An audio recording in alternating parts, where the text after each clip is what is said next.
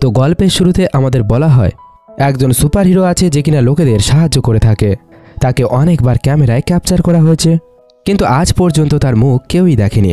এখন আমাদের একটা অ্যাম্বুলেন্স দেখানো হয়েছে আর বলা হয়েছে এ হলো সেই সুপারহিরো যে কিনা সুসাইড করে নিয়েছে, নিজের প্রাণ দিয়ে দিয়েছে। সে মরার আগে তার অর্গান ডোনেট ফর্মে সাইন করেছিল, তাই মরার পরে তার অর্গান বের করা হচ্ছিল।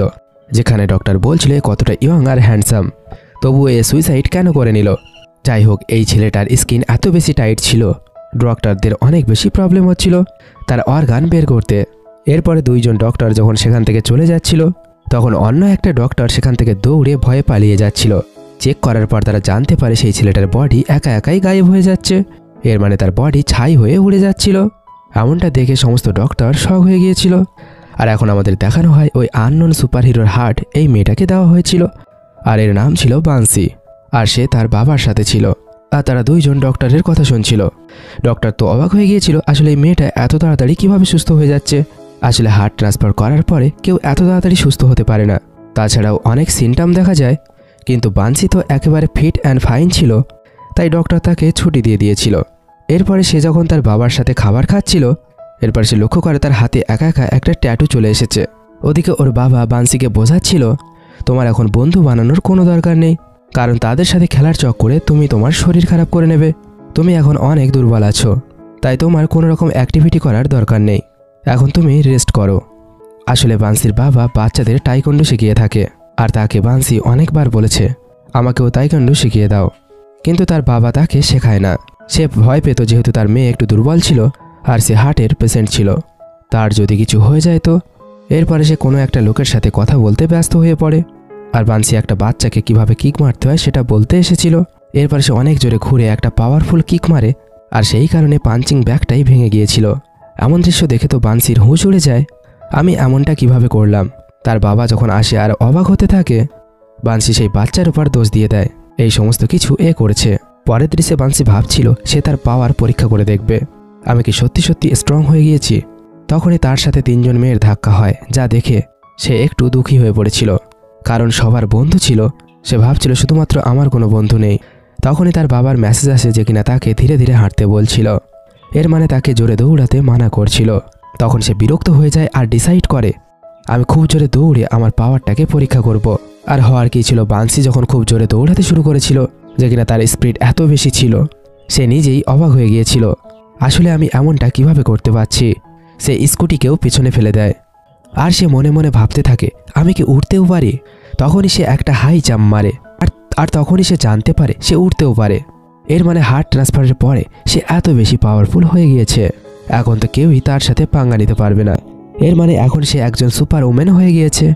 কিন্তু যখনই সে নিচে নামার সময় আনব্যালেন্স হয়ে যায় আর একটা ট্রাকের সাথে ধাক্কা খেয়ে যায়, ট্রাকটা নিচে পড়েই যাচ্ছিল, তখনই বান্সি অন্যদিকে গিয়ে তার পাওয়ার দিয়ে সেই ভারী ট্রাকটাকে নিচে পড়ে যাওয়া থেকে বাঁচিয়ে নিয়েছিল। দৃশ্য চেঞ্জ হয় আর আমরা এক ধনী বৃদ্ধ লোকের ঘর দেখতে পাই, আর যারও ট্রান্সপ্লান্ট করা হয়েছিল, কিন্তু তার কন্ডিশন একদমই ঠিক ছিল না। এর মানে সে তো মরতেই চলেছিল। তাই তো তার মেয়ে, যার নাম ছিল চুনহুয়া, সে কাউকে একটা কল করে বলছিল ফিউনারেলের জন্য তৈরি হয়ে যাও, এখন সমস্ত সম্পত্তির মালিক আমি হতে চলেছি। তখনই চুনহুয়া চিৎকারের আওয়াজ শুনতে পায়, আসলে তার বাবা বেঁচে উঠেছিল। এর মানে সে এখন একদম ঠিক হয়ে গিয়েছিল, আর সে তার মেয়েকে বলছিল আমার জন্য মাংস নিয়ে আসো, আমার খুব জোরে ক্ষুধা পেয়েছে। চুনহুয়া তো শক হয়ে যায়। এরপরে তার বাবা খাবার খাচ্ছিল, আর তার হাতেও একটা ট্যাটু ফুটে উঠেছিল। এরপরে সে তার মেয়েকে বলছিল যদিও আমি কিছু সময় আগে কোমায় ছিলাম, কিন্তু আমি অনেক দূরের সব কথা শুনতে পাচ্ছিলাম। এই বিষয়টা কতটা অদ্ভুত, তাই না? তুমি একটু বেশি খুশি হচ্ছিলে না আমার ফিউনারেলের জন্য? চলো, কোনো ব্যাপার না, আমিও খুশি হয়েছিলাম যখন আমার বাবাও মরতে চলেছিল, কিন্তু আফসোস সেও হয়তো আমার কথা শুনে ফেলেছিল, যেমনভাবে আমি তোমার কথা শুনে ফেলেছি। মিস্টার পার্কের মেয়ে চুপচাপ বসেছিল। এরপরে সে ডক্টরের সাথে সেই সম্পর্কে কথা বলে, আমার বাবা এত তাড়াতাড়ি ঠিক কিভাবে হয়ে গেল, আসলে এমন কিভাবে অপারেশন করা হয়েছে যেখানে সে একেবারে সুস্থ হয়ে বেঁচে উঠেছে। তখন ডক্টর বলে আমি নিজেও অবাক হয়ে গিয়েছি, আসলে ডোনার মনে হয় অনেক হেলদি ছিল, তাই তো তার অর্গান পেয়ে মনে হয় মিস্টার পার্ক সুস্থ হয়ে উঠেছে। পরের দৃশ্যে আমরা দেখি কেউ একটা লুকিয়ে লুকিয়ে বান্সির ভিডিও বানিয়ে নিয়েছিল, আর সেটাকে সোশ্যাল মিডিয়াতে ছেড়ে দিয়েছিল, আর সেই ভিডিওটা একজন আননোন পার্সন দেখছিল। বান্সির জ্যাকেটে অ্যাড্রেস লেখা ছিল, তাই তো সেই অচেনা লোকটা বান্সিকে খুঁজতে খুঁজতে সেই জায়গায় চলে আসে। এরপরে বান্সি যখন আবার একবার ফুল স্পিডে দৌড়ানোর জন্য রেডি হচ্ছিল, তখন সেই লোকটা তার ভিডিও রেকর্ড করতে শুরু করে দেয়। বানসি সেই লোকটাকে দেখে ফেলে আর সঙ্গে সঙ্গে সেই লোকটার কাছে চলে আসে। লোকটা সেখান থেকে পালানোর অনেক চেষ্টা করছিল, কিন্তু বানসি তাকে ছাড়ে না। তাকে জিজ্ঞাসা করে, তুমি আসলে কে? তখন বানসি সেই লোকটার হাতেও তার মতো একদম সেম ট্যাটু লক্ষ্য করে, যা দেখার পরে সে তো পুরোই অবাক হয়ে যায়। এখন আমরা দেখতে পাই তারা দুইজন বসে কথা বলছিল, যেখানে ওই লোকটা, যার নাম ছিল জিসিয়াং, সে বলছিল, আমিও ওই লোকটার অর্গান পেয়েছি, যার অর্গান তোমাকেও দেওয়া হয়েছে। এর মানে আমার কাছে ওই লোকটার লাঞ্চ আছে। আর আমি খোঁজ নিয়ে দেখেছি ওই লোকটার টোটাল 6টা অর্গান ডোনেট করা হয়েছে, তার মধ্যে হার্ট আর লাঞ্চ আমাদের দুইজনের কাছে আছে। এর মানে বাকি 4টে অর্গান আরও বাকি 4জন লোকের কাছে আছে, তাদেরকে আমাদের খুঁজে বের করা উচিত। বানসি বলে, ঠিক আছে, তবে প্রথমে এইটা বলো, তোমার কাছে কী ধরনের সুপার পাওয়ার আছে? এই কথা শুনে জিসিয়াং তার পাওয়ার দেখাতে শুরু করে। সে খুব জোরে ফু দেয় আর তার সামনে থাকা সমস্ত জিনিস হাওয়ায় উড়ে যায়। এমন দৃশ্য দেখে তো বানসি একেবারে অবাক হয়ে যায়। এর মানে জিসিয়াংয়ের কাছে তুফান নিয়ে আসার সুপার পাওয়ার আছে। এর পরের দৃশ্যে আমরা 3rd পার্সন ক্রেডংকে দেখতে পাই। তার কাছেও সুপার পাওয়ার ছিল। সে একটা চুটকি বাজিয়ে সমস্ত স্ক্রিন অফ করে দিতে পারে, এমনকি সে চ্যানেল চেঞ্জ করে দিতে পারে আর সমস্ত লাইট অন অফ করতে পারে। এর মানে তার কাছে ইলেকট্রিক পাওয়ার ছিল, আর সে তার পাওয়ার দিয়ে অনেক কাজ করেছিল। সে ক্যাসিনোতে আসে আর তার পাওয়ার দিয়ে সমস্ত গেম জিতে নেয়, আর সেই সমস্ত টাকা জিতে সে শপিং করতে শুরু করেছিল। তার এই নতুন জীবন পেয়ে সে অনেক বেশি খুশি ছিল, আর সে ভালোই ধনী হয়ে গিয়েছিল। পরের দৃশ্যে দেখানো হয় স্কুলে রেসিং কম্পিটিশন হচ্ছিল। সেই রেস বানসি খুব সহজেই জিতে নিয়েছিল। তা দেখে সবাই শক হয়ে যায়, আর তাকে উইনিং গিফট হিসাবে শুজ দেওয়া হয়েছিল। শুজ পেয়ে সে অনেক বেশি খুশি হচ্ছিল। জিসং তাকে বলছিল, আমি এখানে সেই মহিলাকে ডেকেছি যাকে অর্গান দেওয়া হয়েছিল। এরপরে সেখানে সেই মহিলা চলে আসে। তার নাম ছিল মিস নিয়ন, যে কিনা ভিটামিন ড্রিঙ্কসের বোতল সেল করে থাকে। আর সে বলে, আমার কিডনি ট্রান্সপ্লান্ট হয়েছিল। তারা দুইজন তার সাথে কথা বলতে বলতে জিজ্ঞাসা করে, প্লিজ তোমার হাত দেখাও। সে হাত দেখায়, কিন্তু তার হাতে কোনো রকম ট্যাটু ছিল না, যেমনটা বাকি সবাইয়ের মধ্যে ছিল। তাই তারা দুইজন ভাবতে থাকে ওর মধ্যে হয়তো কোনো রকম পাওয়ার নেই। কিন্তু যখন সে নিচে বসে কোনো কিছু একটা বের করছিল, তখনই ওরা দুইজন শক হয়ে যায়, কারণ তার ব্যাগে একটা ট্যাটু ছিল। এর মানে তার কাছেও পাওয়ার আছে। সেই কথাটা জিজ্ঞাসা করার জন্য তারা তাকে একটা রেস্টুরেন্টে নিয়ে আসে, আর তারা এক্সপ্লেন করছিল কিভাবে তাদের দুইজনের কাছে পাওয়ার আছে। এরপরে তারা তাদের পাওয়ার মিস নিয়নকে দেখাচ্ছিল, আর তারা বলছিল, এই সমস্ত কিছু আমরা অর্গান পাওয়ার পরে পেয়েছি, তাই তো এখন তুমি বলো তোমার কাছে এখন কোন পাওয়ার আছে। কিন্তু মিস নিয়নের তো কোনো আইডিয়া ছিল না আসলে তার কাছে কোন পাওয়ার আছে।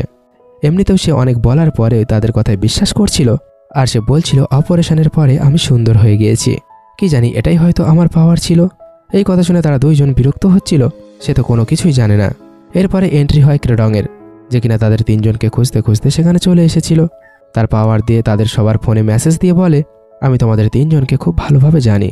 এর মানে সে তার পাওয়ার দিয়ে তাদের তিনজনের বায়োডাটা বের করে নিয়েছিল, আর এটাই ছিল তার পাওয়ার, যেটা সে কর্নিয়া ট্রান্সপ্লান্টের পরে পেয়েছিল। এর মানে ক্রেডংয়ের সমস্ত পাওয়ার তার চোখের মধ্যে ছিল, আর সে বিদ্যুৎকেও কন্ট্রোল করতে পারত। সেই জিনিসটার ডেমো সে তাদেরকে করে দেখাচ্ছিল। এমনটা দেখে মিস নিয়ন আর বানসি তো খুশি হচ্ছিল। ক্রেডং এখানে কথা বলতে বলতে বারবার লেগ পিস নিচ্ছিল। এর মানে সে জিসিয়ংকে নিতে দিচ্ছিল না। সে ননস্টপ নিজের তারিফ করে চলছিল, আর সে নিজেকে অনেক কুল বলছিল, আর সে নিজেকে অনেক ধনী বলছিল। এরপরে সে আবার একবার যখন জিসিয়ংয়ের আগে সে চিকেন পিস নিয়ে নেয়, তখনই জিসিয়ংয়ের হাসিও পায়, আর সে রেগেও গিয়েছিল। সে কি আসলে নিজেকে হিরো ভাবছে? তাই তো দুইজনের মধ্যে ঠিকভাবে কথাবার্তা হয় না। এর মানে দুইজন দুইজনের সাথে ঝগড়া করছিল আসলে কে এই টিমের ক্যাপ্টেন হবে। পরের দৃশ্যে আমরা সেই ওল্ড ম্যান মিস্টার পার্ককে দেখতে পাই, যে কিনা তার জন্য একটা নতুন স্টেজ রেডি করিয়েছিল। আসলে এই ওল্ড ম্যান তো ড্রাগসের কাজ করে, এর সাথে সে ঢঙ্গি বাবাও সেজেছিল, যে কিনা জনগণকে বোকা বানিয়ে থাকে। যখনই সেখানে তার পার্টনার চলে আসে আর টাকা নিয়ে দুজনের মধ্যে লড়াই হচ্ছিল, তখনই মিস্টার পার্ক তার পাওয়ার সম্পর্কে জানতে পেরেছিল। আসলে সে যে কোনো মানুষকে টাচ করেই মেরে ফেলতে পারে। আসলে সে খুব রেগে যখন তার বন্ধুকে টাচ করেছিল, তার বন্ধুর যতটুকু ইয়ং বয়স ছিল তার মধ্যে চলে এসেছিল, যে বিষয়টা দেখে সে নিজেও অবাক হচ্ছিল। এরপরে সে একটা গাছকে টাচ করলে সে গাছটাও শুকিয়ে গিয়েছিল। আসলে সে বাকি লোকেদের থেকে তাদের জীবন ছিনিয়ে নিতে পারে। এই দৃশ্য দেখে তার মেয়ে শক হয়ে যায়। তাই তো সে তার টিমকে ডেকে অর্ডার দেয়, যেখান থেকে পারো বাকি সেই সমস্ত লোকেদের খুঁজে বের করে আনো যাদের কোনো না কোনো অর্গান ট্রান্সপ্লান্ট করা হয়েছিল, কারণ আমারও এমন পাওয়ারফুল অর্গান চাই। একটু তাড়াতাড়ি করো, কারণ এর আগে না আমার বাবা সেখানে পৌঁছে যায়। এরপরে আমরা লাস্ট মানে 6 নম্বর লোককে দেখতে পাই। তার কাছেও পাওয়ার ছিল। বাই দ্য ওয়ে, সেই লোকটার নাম ছিল মিস্টার ইয়াক। সে যেখানে কাজ করে সেখানকার ওয়ার্কারদের তাড়াতাড়ি কাজ করতে বলছিল। একজন কাজের লোক মিস্টার ইয়াকের সাথে লড়াই করতে শুরু করে, আমরা কন্ট্রাক্ট ওয়ার্কার, আমাদেরকে এত সময় পর্যন্ত আপনি কাজ করাতে পারেন না। তাদের দুজনের মধ্যে লড়াই হতে শুরু করে। তখনই সেখানকার একজন ওয়ার্কারের অ্যাক্সিডেন্ট হয়ে যায়, কারণ সেখানে সেফটির ঠিকঠাক খেয়াল রাখা হয়নি।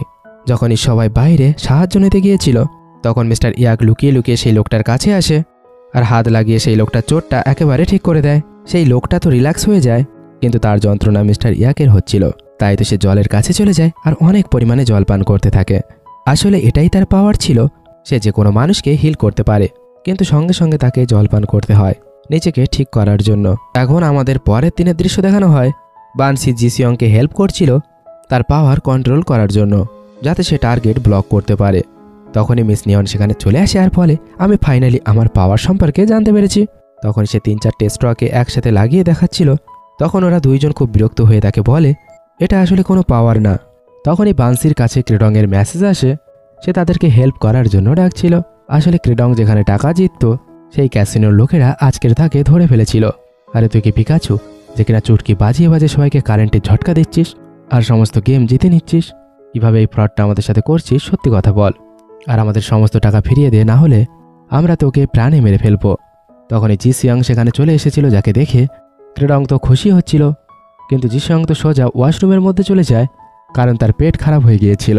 তখনই এন্ট্রি হয় বানসি আর মিস নিয়নের। তারা সেই লোকেদের ক্রেডংকে ছেড়ে দিতে বলে, কিন্তু তারা মানা করে দেয়।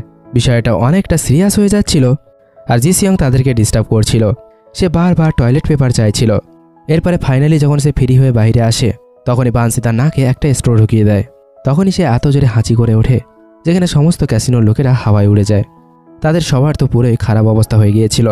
তখনই মিস চুনহোয়ার পাঠানো লোকেরা ক্যাসিনোর মধ্যে চলে আসে তাদের 4 জনকে ধরার জন্য।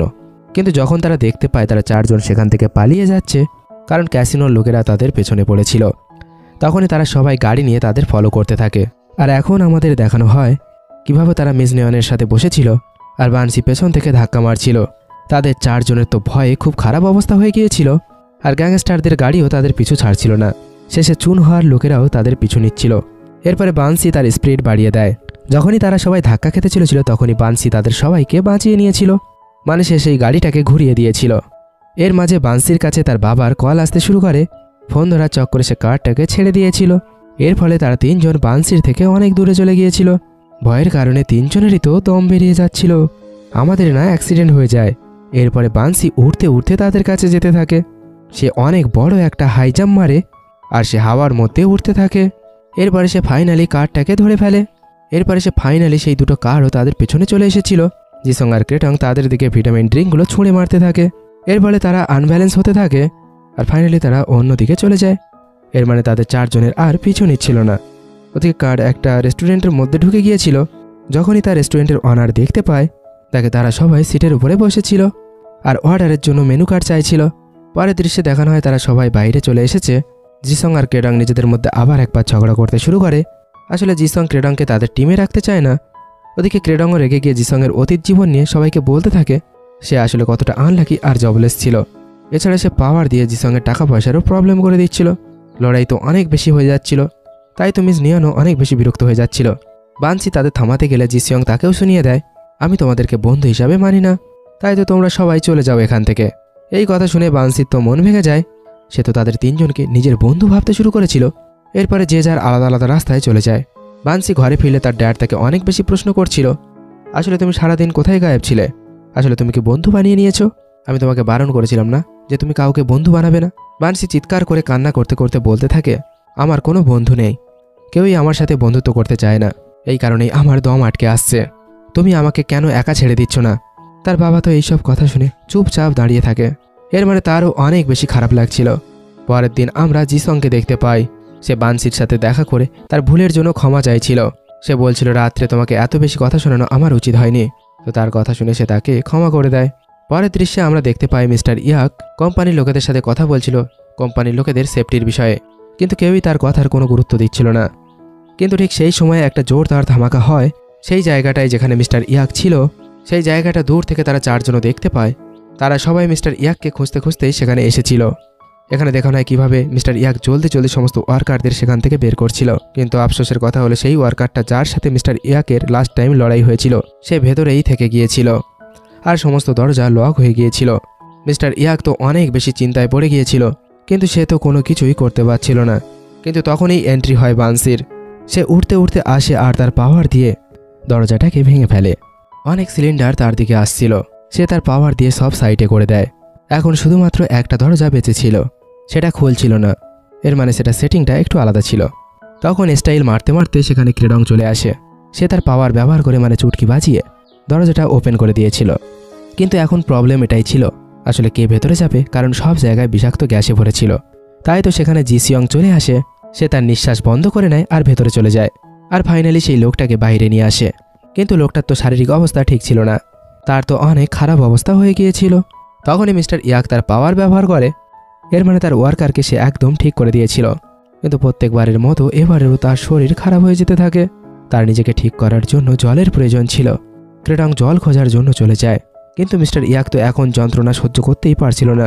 তখনই মিস নিয়ন তার একটা হাত ধরে আর একটা হাত দিয়ে জিসংয়ের হাত ধরে। সে তার পুরো জোর লাগিয়ে দেয়, মানে একরকমভাবে সে তিনজনের পাওয়ার জুড়তে পারছিল। এমনটা করে সে তো অনেক বেশি ভয় পেয়ে গিয়েছিল। আর এখন তো মিস্টার ইয়াক একদম ঠিক হয়ে গিয়েছিল। ফাইনালি মিস নিয়নও তার পাওয়ার সম্পর্কে জানতে পেরেছিল। আসলে সে একটা চার্জারের মতো ছিল, যে কিনা বাকি সমস্ত হিরোদের চার্জ করতে পারত আর সকলের পাওয়ারকে একে অপরের মধ্যে ট্রান্সফার করতে পারত। এরপরে যখন সেই বিষাক্ত গ্যাসটা সব জায়গায় ছড়িয়ে পড়তে থাকে, তখন তারা সবাই সেখান থেকে পালাতে থাকে। তখনই তাদের মনে পড়ে ক্রেডং তো ভেতরে থেকে গেছে, যে কিনা জল খোঁজার জন্য গিয়েছিল।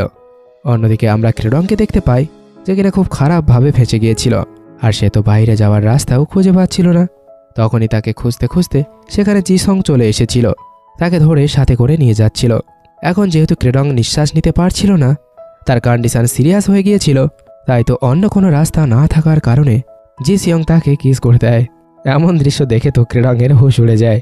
এরপরে তারা দুইজন যখন বাকি সবাইয়ের কাছে আসে, তারা অদ্ভুতভাবে একে অপরকে দেখছিল, কারণ ক্রেডং কাউকে বলতে পারছিল না কিভাবে তার জীবন বাঁচানো হয়েছিল। ফাইনালি তারা সবাই স্বস্তির নিঃশ্বাস ফেলে।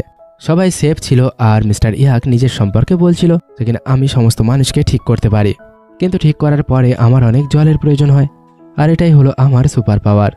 এরপরে তারা সবাই একে অপরের হিরোওয়ালা নাম রাখতে শুরু করে, যেমন কি 9 গার্ল, 4 বয়, ফ্রেশ গার্ল, ব্লুটুথ ম্যান আর ব্যাটারি ম্যান। এরপরে দৃশ্য বদলায় আর আমাদের দেখানো হয় বানসি খুশি খুশি তার ঘরে ফিরছিল। এরপরে সে তার বাবাকে দেখতে পায় আর তার করা সেই দিনের ব্যবহারের জন্য সে তার বাবার কাছে ক্ষমা চায়। তো বানসির বাবা তাকে মাফ করে দেয়। এরপরে আমরা মিস্টার ইয়াককে দেখতে পাই, সে যখন তার ওয়ার্কারদের দেখতে হসপিটালে এসেছিল, তো লিফটের মধ্যে তার সাথে মিস্টার পার্কের দেখা হয়ে যায়। দুইজনের মধ্যে কিছু সময় কথা হয়, কিন্তু যখন মিস্টার পার্ক সেখান থেকে যাচ্ছিল, তো সে ভুলবশত মিস্টার ইয়াকের হাতের ট্যাটুটা দেখে ফেলে। তো সে মিস্টার ইয়াককে সেই ট্যাটু সম্পর্কে জিজ্ঞাসা করে। তো সে বলে দেয় আমার লিভার ট্রান্সফার করা হয়েছে, আর এরপর থেকেই এটা আমার হাতে চলে এসেছে। তো মিস্টার পার্ক বুঝতে পারে নিশ্চয়ই এর কাছেও ওই লোকটার অর্গান আছে, যার অর্গান আমি পেয়েছি। এরপরে আর কি হওয়ার ছিল, মিস্টার পার্ক মিস্টার ইয়াকের পুরো বায়োডাটা বের করার পরে মিস্টার ইয়াককে কিডন্যাপ করিয়ে নিয়েছিল আর ডক্টরকে জিজ্ঞাসা করছিল যদি লিভারের কিছু অংশ বেঁচে থাকে তো সেটা কি দ্বিতীয়বার বেড়ে যেতে পারে। এই কথা শুনে মিস্টার পার্ক মিস্টার ইয়াককে প্রাণে মেরে ফেলার চেষ্টা করছিল, যাতে সে তার থেকে তার সমস্ত পাওয়ার নিতে পারে। কিন্তু মিস্টার ইয়াকের তো কিছুই হয় না। কিন্তু এরপরে সে যখন একজন ডক্টরের গলা চেপে ধরে, ডক্টর তো খুব সহজেই সেখানে মারা গিয়েছিল। এর মানে সে একদম বিদ্রোহ হয়ে গিয়েছিল। এই দৃশ্য দেখে তো সবাই শক হয়ে যায়, কারণ মিস্টার পার্ক তো সেই লোকের পুরো জীবনটাই ছিনিয়ে নিয়েছিল, কিন্তু সে শুধুমাত্র মিস্টার ইয়াককেই কিছু করতে পারছে না।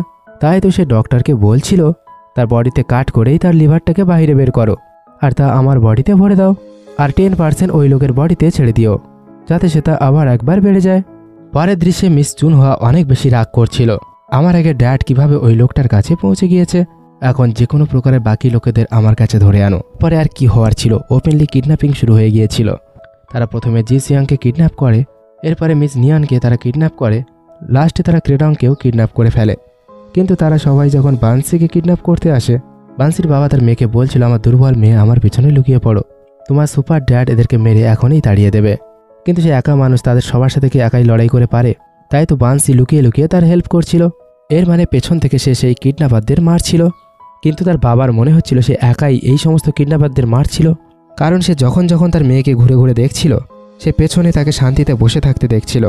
কিন্তু সে খুব স্পিডে তার বাবার পেছনে এসে সেই কিডন্যাপারদের উচিত শিক্ষা দিচ্ছিল। তো ঠিক এইভাবেই বানসি কিডন্যাপ হওয়া থেকে বেঁচে যায়। কিন্তু মিস নিয়ন, জি সিয়াং আর ক্রেডং এই তিনজনকে ধরে আলাদা আলাদা রুমে বন্দি করে রাখা হয়েছিল। তারা তিনজন সেখান থেকে বাইরে আসতে পারছিল না। ক্রেডং চুটকি বাজিয়ে দরজা খুলতে পারত, কিন্তু তার হাত বেঁধে রাখা হয়েছিল। তাই তো সে এমনটা করতে পারছিল না। ওদিকে জি সিয়ং তো বেহুশ হয়েছিল, আর ওদিকে মিস নিয়ন তো কান্না করছিল। সে বলছিল, প্লিজ আমাকে মেরে ফেলো না, এখনো পর্যন্ত তো আমার বিয়েও হয়নি। তখন এই দৃশ্য বদলায় আর আমাদের দেখানো হয় মিস চিনহুয়া যখন তার বাবার সাথে দেখা করতে আসে। সে তো তাকে দেখে পুরোই অবাক হয়ে যায়। তার বাবা মানে মিস্টার পার্ক, সে যে একদম ইয়ং হয়ে গিয়েছিল, কারণ তার পাওয়ার তো এখন অনেক বেশি বেড়ে গিয়েছিল। তাই তো সে বলছিল, আমি তোমাকে বলতাম না আমি আমার ইয়ং বয়সে অনেক বেশি হ্যান্ডসাম ছিলাম। তাকে দেখে তো মিস চিনহুয়া বেহুশ হয়ে যাচ্ছিল। সেভাবে আমি তো তার মরার অপেক্ষা করছিলাম, কিন্তু এখন তো মনে হচ্ছে আমি তার আগেই মরে যাব। এরপরে মিস্টার পার্ক শাওয়ার নিতে চলে যায় আর নিজেকে আয়নায় দেখে অনেক বেশি খুশি হচ্ছিল। তখনই তার অদ্ভুত একটা পাওয়ার চোখে পড়ে, যা কিনা মিস্টার পার্ককে নিজের কাছে ডাকছিল। মিস্টার পার্ক যখন সেই পাওয়ারটাকে টাচ করে, তো সেই পাওয়ারটা মিস্টার পার্ককে ভেতরে টেনে নিয়ে যেতে শুরু করে। মিস্টার পার্ক তো অনেক বেশি ভয় পেয়ে যাচ্ছিল, আর সে আবার একবার বৃদ্ধ হয়ে যাচ্ছিল। এরপরে সে ফাইনালি সেই পাওয়ার থেকে দূরে হয়ে যায়, কিন্তু এখন সে অনেক বেশি ভয় পেয়ে গিয়েছিল। দৃশ্য বদলায় আর আমরা অনেক লোকেদের মিস্টার পার্কের ঘরের দিকে আসতে দেখতে পাই। মিস্টার পার্ক ডাকার কারণে তারা সেখানে আসছিল, কারণ মিস্টার পার্কের এমনটা মনে হচ্ছিল যেন সে এখন গড হয়ে গিয়েছে। তার মেয়ে তাকে বোঝাচ্ছিল, তোমার নিজেকে গড ভাবা উচিত না। তো সে তার মেয়েকে বলছিল, তুমি আমার সামনে এই কারণেই জীবিত দাঁড়িয়ে আছো কারণ তুমি আমার মেয়ে, না হলে আমি সব কিছু জানি তুমি বাকি লোকেদের খুঁজে ফেলেছ আমার থেকেও বেশি পাওয়ারফুল হওয়ার জন্য, যা আমি তোমাকে হতে দেব না। আর তোমাকে ধন্যবাদ যে তুমি আমার কাজটা সহজ করে দিয়েছো। এরপরে সে সেই জায়গায় চলে আসে যেখানে নিয়ন, জি সিয়ং আর ক্রেডং ছিল। তাদেরকে কিডন্যাপ করে রাখা হয়েছিল। মিস্টার পার্ক তার মেয়ের বডিগার্ডদের সাথে ফাইট করে। এখানে সে তাদেরকে বেরহমভাবে মারধর করছিল। অন্যদিকে ক্রেডং তার পা দিয়ে চুটকি বাজানোর চেষ্টা করছিল। এখানে সে যখন অনেক চেষ্টার পরে ফাইনালি সাকসেসফুল হয়েছিল আর দরজা খুলে গিয়েছিল, তখনই তাকে সাথে নিয়ে যাওয়ার লোক চলে এসেছিল। ক্রেডং তো কান্না করতে থাকে আর খুব কষ্ট করে পা দিয়ে আবার একবার চুটকি বাজায়, আর বানসিকে মেসেজ করে দেয় তারা সবাই কোথায় আছে আর তারা কতটা বিপদে আছে। এমনকি সে তাদের লোকেশনও সেন্ড করে দিয়েছিল। এরপর সে শেষে আবার খুব কষ্ট করে একবার চুটকি বাজায়, যার ফলে জি সিয়ং আর মিস নিয়নের দুজনের দরজা খুলে যায়। কিন্তু ক্রেডং এখন আর কিছুই করতে পারে না। সে এখন বেহুশ হয়ে গিয়েছিল। তাকে এখন অপারেশন রুমে আনা হয়েছিল, যেখানে এখন তার অর্গান বের করা হবে। অন্যদিকে আমরা বানসিকে দেখতে পাই। সে যখন তার বন্ধুদের বাঁচাতে যাচ্ছিল, তখনই তার বাবা সামনে এসে তাকে বলছিল, নিশ্চয়ই কোনো কিছু হয়েছে, তো চলো আমিও তোমার সাথে যাব। এর মানে এখন তার মধ্যেও কনফিডেন্স চলে এসেছিল। আসলে সে লোকেদের মারতে পারে, কারণ তার তো কোনো আইডিয়াই ছিল না। বানসি পেছন থেকে লুকিয়ে লুকিয়ে তাকে হেল্প করছিল। অন্যদিকে মিস্টার পার্ক ক্রেডংয়ের পাওয়ার পেয়ে পুরোই অবাক হয়ে গিয়েছিল। সে কিভাবে সব কিছু কন্ট্রোল করতে পারছে। তার ক্রেডংয়ের পাওয়ার তো অনেক বেশি পছন্দ হয়েছিল, তাই তো সে বলছিল ওই ছেলেটার দ্বিতীয় কন্যাটাও আমি নিয়ে নেব, যেহেতু আমার কাছে এখন বেশি সময় নেই। ক্রেডং ওদিকে লিফটের মধ্যে ছিল আর সে কান্না করছিল। তো মিস্টার ইয়াগ তাকে শান্ত হতে বলে। মিস্টার ইয়াগ নিজেকে অনেকটাই ঠিক করে ফেলেছিল, কারণ কিছু পার্সেন্ট লিভার এখনও তার মধ্যে ছিল। তাই তো সে ক্রেডংকেও হিল করা শুরু করে দিয়েছিল। এরপরে শো শুরু হয়ে যায়, যেখানে সমস্ত লোকেরা চলে এসেছিল আর সবাই পার্কের নাম ধরে চিৎকার করছিল। পার্ক তার ইয়ং লুকে সবার সামনে এসেছিল। অবভিয়াসলি কেউই তাকে চিনতে পারছিল না। তো মিস্টার পার্ক এক্সপ্লেন করতে থাকে, আমি হলাম মিস্টার পার্ক আর এখন আমার কাছে অনেক পাওয়ার চলে এসেছে। এরপর সে তার পাওয়ার সেই সমস্ত লোকেদের দেখাতে থাকে। এই সমস্ত কিছু দেখে লোক তাকে ভয় পেতে শুরু করেছিল। এরপরে সে একটা লোকের কাছে যায় যে কিনা হাঁটতে চলতে পারতো না। তো মিস্টার পার্ক মিস্টার ইয়াকের পাওয়ার দিয়ে সেই লোকটার পা হিল করে দিয়েছিল। এর মানে এখন সেই লোকটা হাঁটতে পারত। এরপরে সে একটা ছোট বাচ্চা যে কিনা অনেক দিন ধরে অসুস্থ ছিল তাকেও ঠিক করে দেয়। তা দেখার পরে পাবলিক তো পুরোই পাগল হয়ে যায়। তারা এত বেশি শক হয়ে যায় কি সকলে খুশি হয়ে জোরে জোরে চিৎকার করতে থাকে আর মিস্টার পার্কের নাম নিতে থাকে। সবাই ভাবতে থাকে সে যেন সত্যিই গড। এরপরে একজন লোক আসে যে কিনা বান ছিল। মিস্টার পার্ক তার বডিটাকেও একদম ঠিক করে দেয়। এরপরে সে জল পান করতে থাকে যাতে সে নিজেও আবার ঠিক হয়ে যেতে পারে। সে বুঝতে পারে বানসি এখানে চলে এসেছে, তাই তো সে দরজা ওপেন করিয়ে দেয়। তার এই শো খুব ভালোভাবেই চলছিল আর সমস্ত লোকেরা তাকে বিশ্বাস করেও ফেলেছিল। এরপরে সে ব্রেক টাইমে নিচে এসেছিল নিজের চেয়ারে বসে বসে বানসির সামনে তার সাথে কথা বলার জন্য। বানসি মিস্টার পার্কের কথা শুনে বুঝতে পেরেছিল আসলে এই লোকটা ভালো না। তাই তো মিস্টার পার্ক যখন বানসির বাবার সাথে হ্যান্ডশেক করার বাহানা করছিল আর তাকে প্রাণে মেরে ফেলার চেষ্টা করছিল, তখন সে মিস্টার পার্ককে তার বাবার থেকে অনেক দূরে করে দিয়েছিল। এর মানে সে মিস্টার পার্ককে দূরে ফেলে দিয়েছিল। সেই কারণে মিস্টার পার্কের হাত তো খুব খারাপভাবে ফ্র্যাকচার হয়ে গিয়েছিল। কিন্তু যখন মিস্টার পার্ক জল পান করে নেয় তো তার হাত একদমই ঠিক হয়ে গিয়েছিল।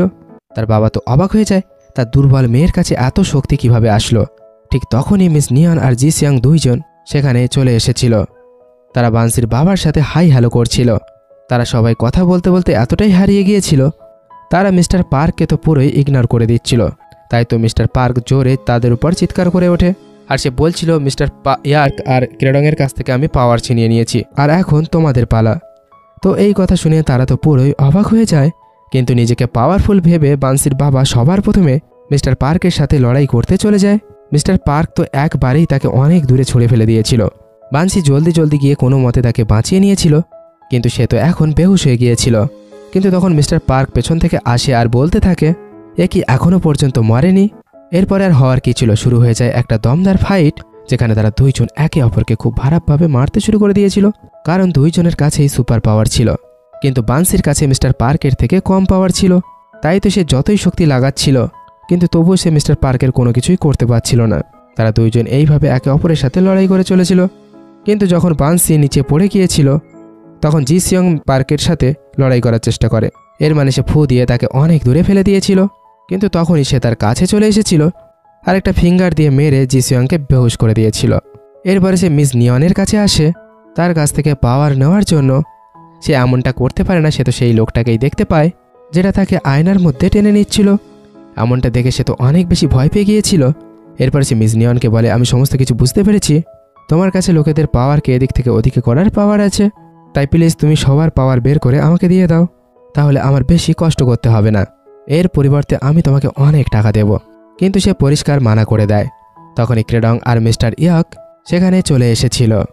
মিস্টার পার্ককে বান্সি অনেক দূরে ফেলে দিয়েছিল, আর তারা সবাই একে অপরের সাথে হাত মিলিয়ে নিজেদের পাওয়ার ঠিক করতে শুরু করেছিল। ফাইনালি তারা সবাই অনেকটাই ঠিক হয়ে গিয়েছিল। এরপরে যখন মিস্টার পার্ক ফিরে এসেছিল, তখন বান্সি জি সিয়ংয়ের হেল্প নিয়ে তার উপরে অ্যাটাক করে দেয়। এরপরে আর কি হওয়ার ছিল, আবার একবার তাদের দুইজনের মধ্যে ফাইট শুরু হয়ে যায়। এখন ক্রেডাঙ্গো তার পাওয়ার দিয়ে মিস্টার পার্কের ওপর অ্যাটাক করে চলেছিল। এর মানে তার উপরে বিভিন্ন জিনিসপত্র ফেলে দিচ্ছিল। মিস্টার পার্ক যখন জোর করে সব কিছু থামানোর চেষ্টা করছিল, তখন সেখানকার অনেক কিছুই ভেঙে গিয়েছিল, আর সেই জায়গাটা পুরোপুরি খারাপ হয়ে গিয়েছিল। এরপরে মিস্টার পার্কের স্ট্যাচুও ভেঙে পড়ছিল, আর উপরের জমিনটাও নড়ে উঠেছিল। সেখানে অনেক পাবলিক ছিল। ক্রেডং যখন কারেন্ট দেখে তার ছোটোবেলার দিন মনে পড়ে যায়, কিভাবে আমার বন্ধুরা আমাকে বিপদে ফেলে পালিয়ে গিয়েছিল। ওদিকে মিস্টার পার্ক এত জোরে বান্সির গলা ধরে ফেলে, তার তো রক্ত বেরোতে শুরু হয়ে গিয়েছিল, আর বান্সি সেখানে পড়ে বেহুশ হয়ে গিয়েছিল। এর মানে এখন তার কন্ডিশন অনেক বেশি সিরিয়াস হয়ে গিয়েছিল। তা দেখে সবাই অনেক বেশি চিন্তায় পড়ে গিয়েছিল। তারা কেউ বুঝতে পারছিল না এখন তাদের কি করা উচিত। মিস্টার পার্ক মিস নিয়নকে ডাকে আর তাকে পাওয়ার দেওয়ার জন্য বলছিল। দেখে এমনটা মনে হচ্ছিল মিস নিয়ন তার পাওয়ার ট্রান্সফার করে দেবে, কিন্তু আসলে এমনটা হয় না। এখানে তারা সবাই একে অপরের হাত ধরেছিল, আর তারা সবাই মিলে মিস্টার পার্কের মধ্যে থেকে অনেক পাওয়ার নিয়ে বান্সির মধ্যে দিয়ে দিয়েছিল। এরপরে বান্সির হুঁশ ফিরে আসে, আর এই দৃশ্যটা তো একদম অসাধারণ ছিল, যেখানে বান্সি একটা ডেঞ্জারাস লুক দিচ্ছিল। সে উঠে পড়েছিল, আর তার ট্যাটু আগের থেকে অনেক বড় হয়ে গিয়েছিল। ওদিকে মিস্টার পার্কের হাত থেকে অনেক পাওয়ার চলে গিয়েছিল। এরপরে আবার একবার জবরদস্ত ফাইট শুরু হয়ে যায়, যেখানে এখন বান্সি মিস্টার পার্কের উপর ভারী পড়ছিল। সে খুব ভালো করে মিস্টার পার্ককে উচিত শিক্ষা দিচ্ছিল, তার তো একদম খারাপ অবস্থা করে দিয়েছিল। এরপরে শেষে যখন বান্সি মিস্টার পার্কে ননস্টপ কিক মেরে যাচ্ছিল আর তাকে মাটির মধ্যে ঢুকিয়ে দিয়েছিল, তখন সে অনেক বেশি খুশি হচ্ছিল। সে বলছিল ফাইনালি আমরা জিতে গিয়েছি। তখনই তারা জানতে পারে এই জায়গাটা ভেঙে পড়ছে, যেটাকে শুধুমাত্র তার পাওয়ার দিয়ে ক্রেডং বাঁচাতে পারবে। তখন তো ক্রেডংয়ের অনেক বেশি ভয় লাগছিল, কিন্তু যখন সে ঘুরে তার বন্ধুদের দেখেছিল যারা কিনা তাকে ছেড়ে পালায়নি, তা দেখে ক্রেডংয়ের মধ্যে হিম্মত চলে এসেছিল, আর সে অনেক কষ্ট করে সব কিছু ঠিক করে দিয়েছিল।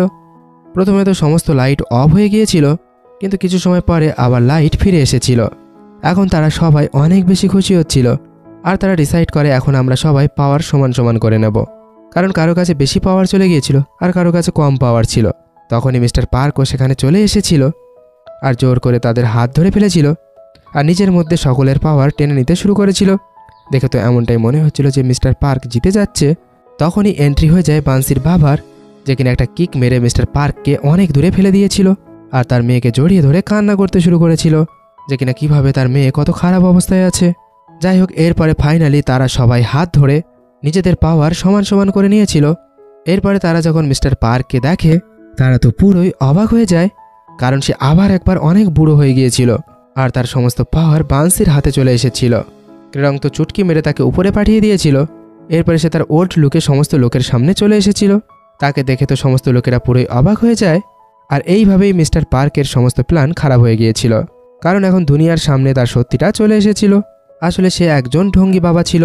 ওয়েল, মুভির শেষে আমরা তাদের সবাইকে বাইরে বসে থাকতে দেখি, যেখানে তারা সবাই অনেক বেশি খুশি ছিল, কিভাবে তারা সবাই একে অপরের সাথ দিয়েছিল আর ফাইনালি মিস্টার পার্ককে হারিয়ে দিয়েছিল।